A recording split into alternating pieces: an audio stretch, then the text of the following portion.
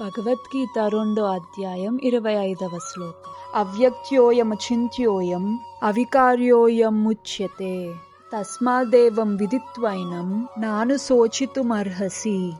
ఆత్మ అదృశ్యమైనది, ఊహకు అందనిది మరియు మార్పు లేనిది అని చెప్పబడింది. ఇది తెలుసుకొని నీవు శరీరం కొరకు దుఃఖించకూడదు. తాత్పర్యం: ముందు చెప్పినట్లుగా మన లెక్కింపుల ప్రకారం ఆత్మ పరిమాణం ఎంత చిన్నదంటే దానిని చాలా శక్తివంతమైన మైక్రోస్కోప్ తో కూడా చూడలేము. అందుకే అది కనిపించదు.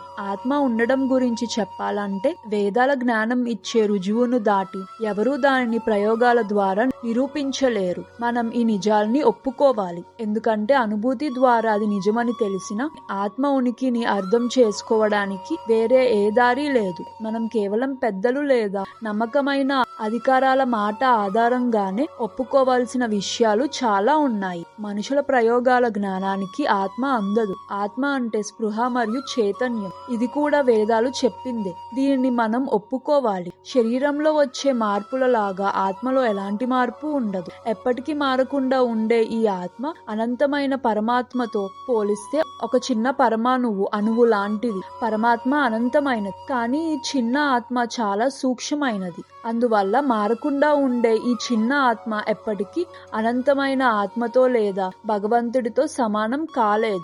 ఆత్మ గురించిన ఈ నమ్మకం గట్టిగా పడడం కోసమే వేదాలలో ఈ విషయాన్ని రకరకాలుగా మళ్ళీ చెప్పారు. మనం ఒక విషయాన్ని ఎలాంటి తప్పు లేకుండా పూర్తిగా అర్థం చేసుకోవాలంటే దానిని మళ్ళీ చెప్పడం అవసరం.